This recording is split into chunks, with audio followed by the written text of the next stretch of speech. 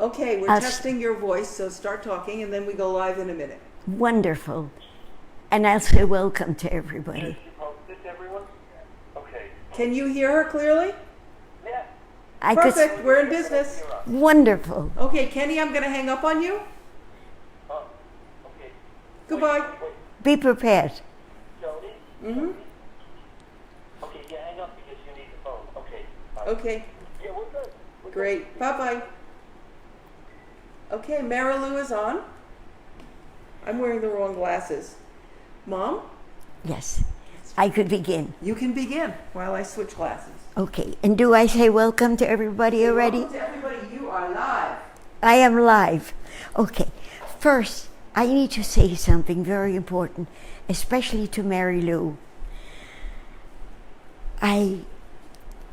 Greg tried to work on my computer yesterday, and suddenly he put me on iCloud, and I saw all kinds of messages that I didn't know existed there, because I always do everything on AOL. I didn't know that a lot of my calls, or rather of messages that I was getting, were on iCloud.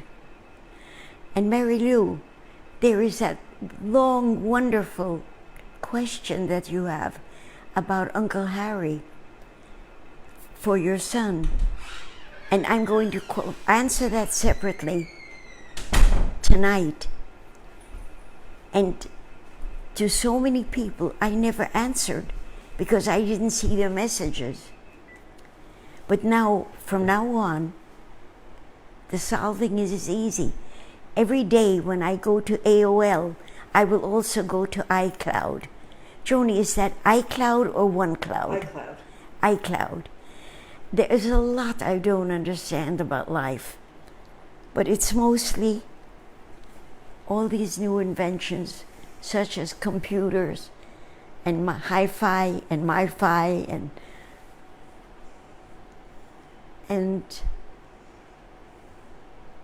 everything. So I'm going to make a complete letter and send it to everybody whose messages I suddenly found. And Mary Lou, you don't have the book from your Aunt Paula, but I am not home where I have other books. So you're going to have to be very patient and wait. I didn't know that only Adriana had it. Okay?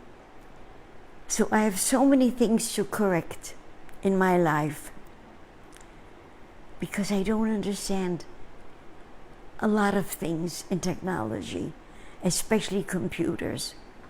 So let me enjoy myself and tell you about this, okay? Joni is going to show you what's on the wall, which is my painting of Weber. And I must speak about them because they did a lasting impression on my life.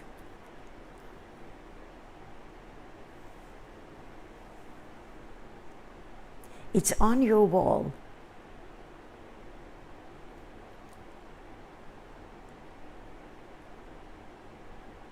Okay? Let me tell you about Weber. Up to then, remember this is number 35, I think, painting. So I painted that many already. And I was used to lunch, which I would buy wherever there was a coffee shop. And the coffee would come in little plastic containers or paper containers. But at Weber, it was different. We all sat at the table, the tailors, the people who packed, the secretaries, the owners, and me. And they took, Joni, it's hiding my face, is that okay? Wonderful.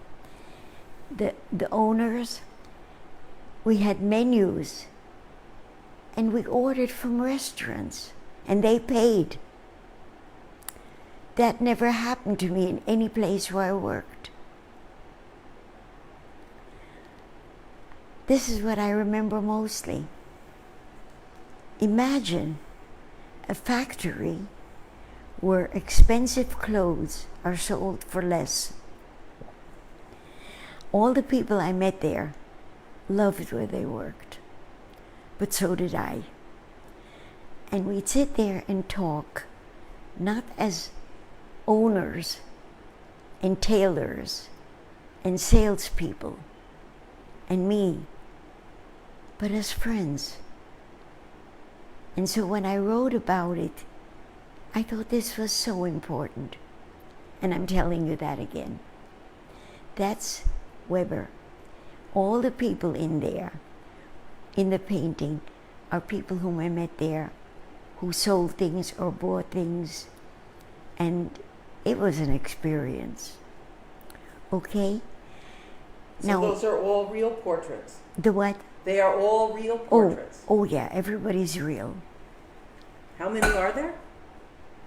How many real portraits are there? I don't know, I didn't count them. Lots. A lot. Now, this one will have even more. I'm going to go to this painting soon. Okay, do you want me to read you notes?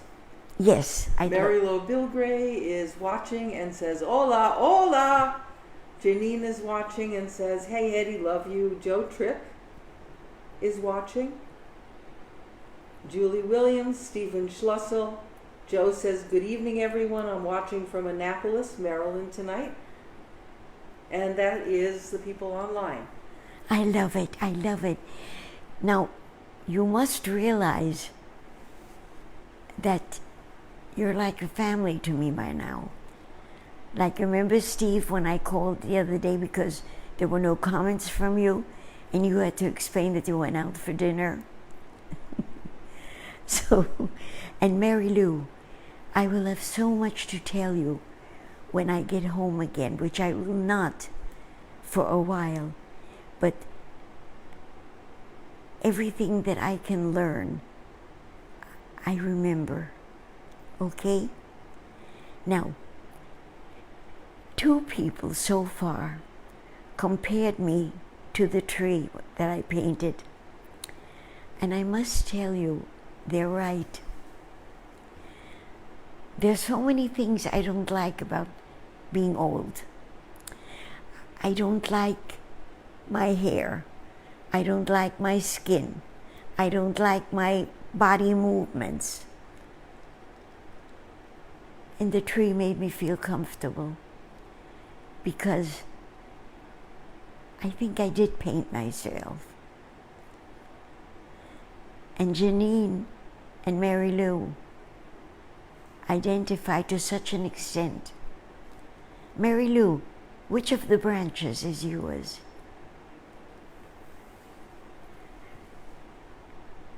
And that brings me to this painting.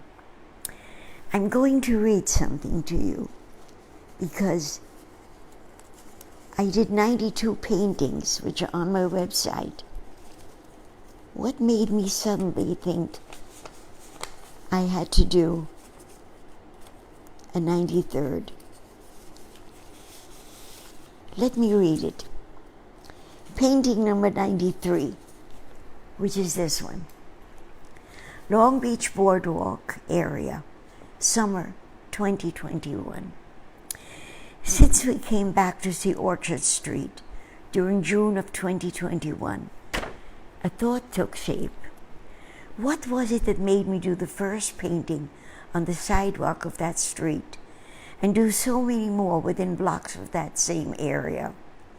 Was it because the demand for them was so great? And why were the people I met so kind and so helpful to me? It was because I was painting their lives and writing their stories. I realized we all want to be remembered and we all want to be recognized. And now that my website shows 192 paintings of New York City.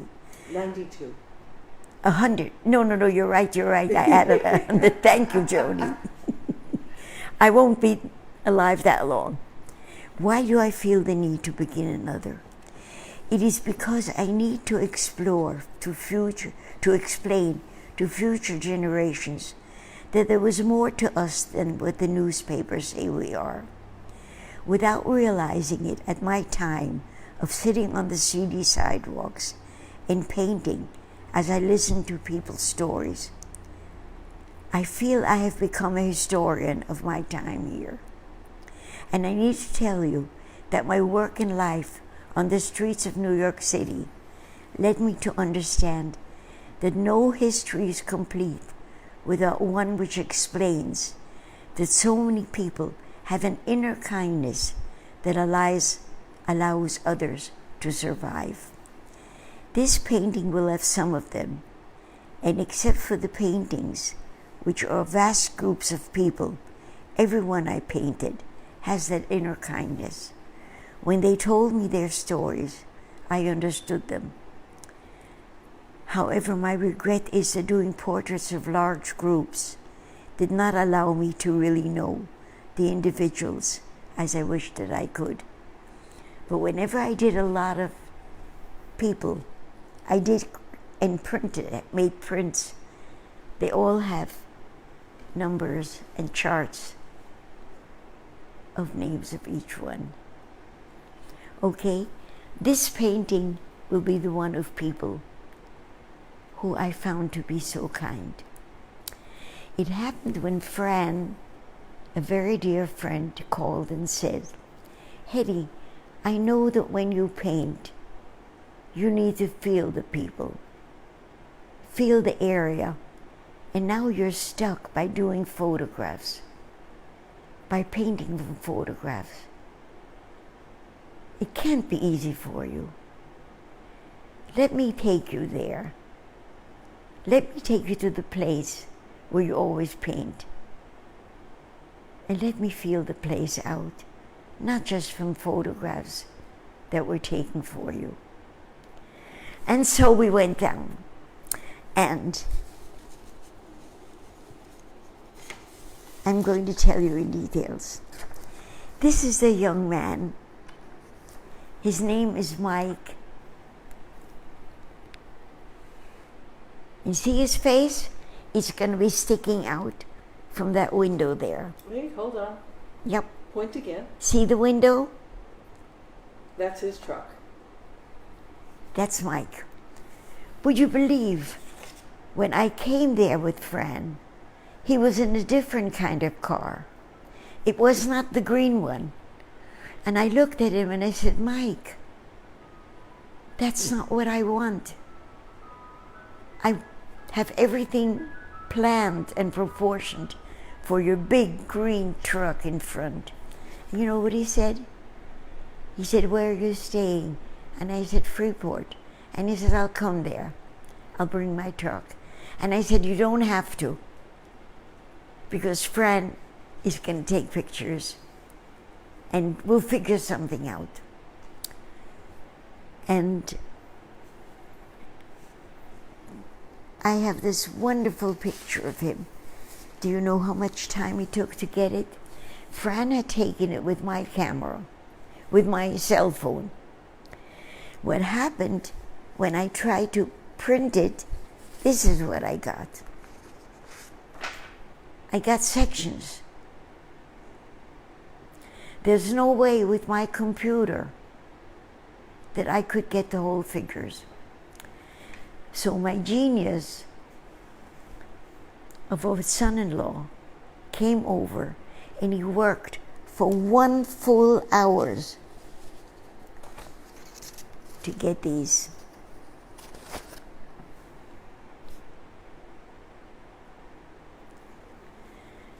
Joni said there may be an answer, because I come from a world where you have a car. And so you take a picture and then you go to the company that prints it and you have a hard copy. Without a car, I don't have that. And I try to gear everything so that I have as much freedom as I can. And even if I had a car, I couldn't drive it because I had a stroke 3 years ago and I'm not allowed to drive. So, how do you, there's a German saying, how does the cat go across the water? I learned in Vienna. Wie kommt die Katze über das Wasser? And that is, I have to deal with it. So Joni came up with a wonderful idea that I should get a Polaroid. Okay? And all these people whom I have here, I know so well, and they are filled with kindness. This is Pat, and this is Bill, and they live across from us. And when my daughter first decided to move to Freeport, Eric was very upset. He said that nobody can take care of you if you need help. You belong here.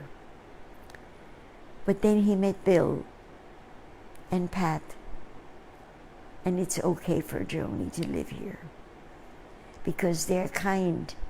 They're wonderful and kind. Someday they'll have faces. Okay? Now, if I have already painted somebody who I know is very kind, I can't put them full face because I already painted them. I had to make a rule with this painting because there are too many people who need to be in it. If you've already been in a painting, then I can't do your front face. But I never did Charlie. And just to introduce you to them, they have been friends for so many years. Before Charlie was born, when Julie first came into our picture gallery and framing gallery with her photographs, and she and Mark and Eric and I became very close friends. Here they are. That's Mark, that's Julie. And this is Charlie, who was not born when they first met. And this is the book that changed so much of my life when they gave it to me. When they gave it to me and you kept it. You're right. They gave it to Joni, but Mother's privilege. but she's my daughter, so I get it. But it made me understand that everything has a voice. And after that, I read an article in the New Yorker about if I cut myself, there is a cell which commands the others to make the skin over it. So that we are living with a talking world. Some of those cells could be centuries old. And I learned to do that questioning after that amazing book. Let me read you some comments because some of them are about the tree. Yes, I'd love it. So I'm picking up from where I was before. Lauren Raff is watching. She's the one whose article I read last week. Oh, and Yeah. she is saying good evening, Hedy and Joni. Eileen Brown Batten is here from Pennsylvania. Ken, when you said you were the tree, said, wow, that was so beautiful. And Mary Lou answered your question. She says she's the branch on the left, low left, near the ground, on the tree. And Jeffrey Kisman is watching, and Yola Pitakis is watching. She's my neighbor. Oh, I'm delighted. Okay. Wonderful. Okay. Now, I'm gonna have a watch too. I could have you show the truck, but I really can't tell you how wonderful it'll be when I'm done. Especially since Joni said she's going to be in Long Beach tomorrow and can drive me there. This is so exciting. By the way, he is on Riverside. Here is his truck. But I need details.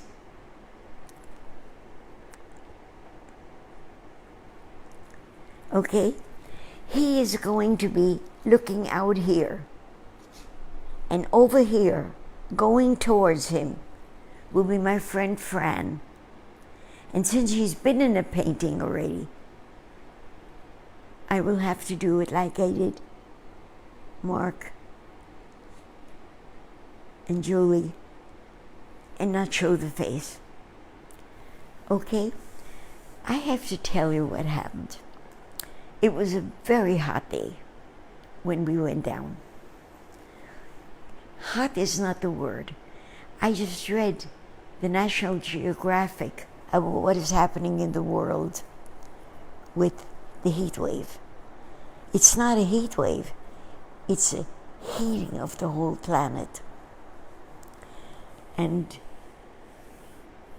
with our gases and our cars and our not believing when people say that we're getting too hot. Believe me, it was very hot. When we went home, Fran and I called each other and said, we just collapsed. But I have to tell you about the talking that we did, because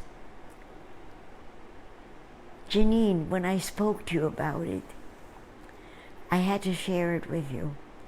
And now I need to share it with everybody. When Fran and I were on the way home, first of all, Mike sat down here. I sat in the middle on a bench which was shaded. But when you stepped out of the shade to go to the car, you died. So anyway, Mike sat here. I sat here. Fran sat here. And the two began to speak about each other's past. And they talked. And I'm listening. And on the way home, I said to Fran, this is what I miss. When I sit and paint, everybody talks. I get all these stories. So she's going to come and paint with me one day. She won't paint, but she'll listen to people. And so I said to her, I said, Fran, everybody has to give me a story. Because when I went to Grant Street with Eric, that was when Eric was already 85 or 89, I forgot. But he was not a youngster. And we passed by a tenement, which was about to be torn down. And Eric looked at me and he said, you're dying to paint it, aren't you? I said, Eric, I can't anymore. I don't have the strength to drive to New York and sit on a sidewalk for hours and paint and then drive back. So he agreed. And he kept on driving. And then he turned to me and he said, if I were to carry all the equipment and drive, would you do it? I said, Eric, you're 80. I forgot what it was. I think it was 89. You can't. And he said, let's try. And so we went down to Grant Street. And since that's the Lower East Side, where I painted so much, everybody who passed by said, would she put me into the painting? And he said, only if you send a story of how you connect to this. And then I said to Eric, why? And he said, because we're not going to do only paintings. We're going to do the history of who we are. This will be your paintings will be a documentary of who we are today. And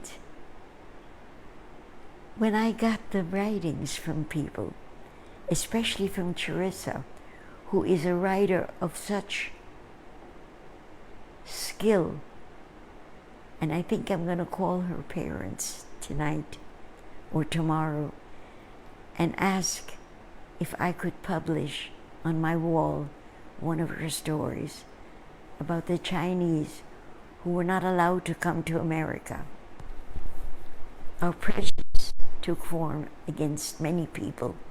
And the saddest thing about prejudice and segregation is we're missing so much If I would not have been given visas to Panama and could not have met my Chinese friends, my black friends, my brown friends,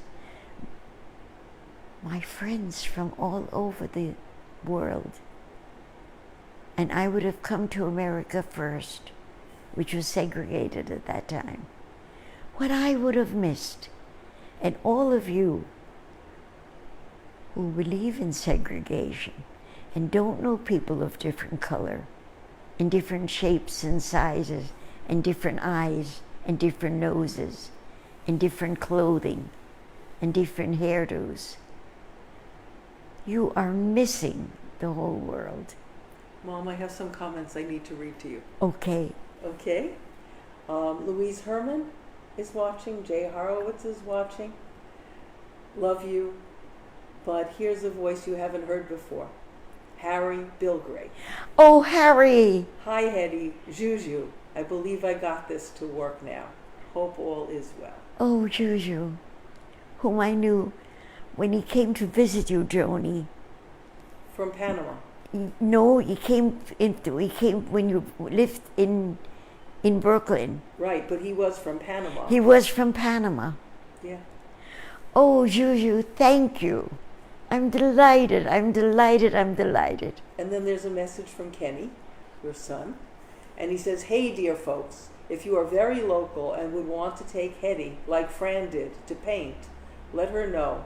I will be doing that too. Oh, my goodness. That'll get you there all the time. Okay? Oh, my goodness. And Carl Rossby is watching and says hi from Mitch. Then I won't have to deal with photography. Yeah. But get me a Polaroid anyway. I'll get you a Polaroid anyway. Oh, my goodness. Okay, I'm not done yet. Oh, 5 minutes, good. Then I have to tell you what Fran and I talked about on the way home. She said, I never knew what your aim was. I did know that you needed to know the people you painted. How are you going to do this? And I said, Fran, when I'm painting, everybody has to give me a story, which means I can talk to them, even if I do it on my iPad. But I can ask them things. And I am going to find one thing out. There is a kindness in everybody, or the world could not exist. I have met so much of that in people who have sour faces. Once they begin to speak of themselves, they melt. So I don't believe I've ever painted anyone who does not have that inner kindness, which we will picture here. So that if the UFOs, oh, by the way, I said to Fran, do you believe in them? And she said, of course I do. They have to be more intelligent than we are, or the ones that we're seeing could not swoop and do tours, which the military has seen, if they would not know more than we do. She said, you see, our civilization uses only a very small part of the brain. And I thought to myself, I'm one of them. I'm going to learn how to memorize.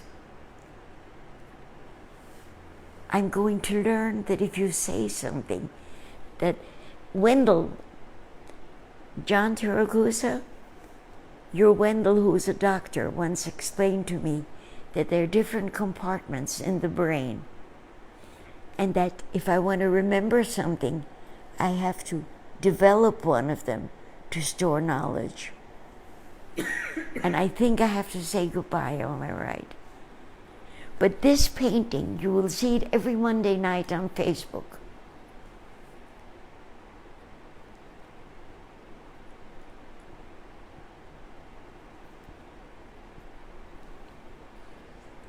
Goodbye. Thank you. I think this had to be one of the best shows yet.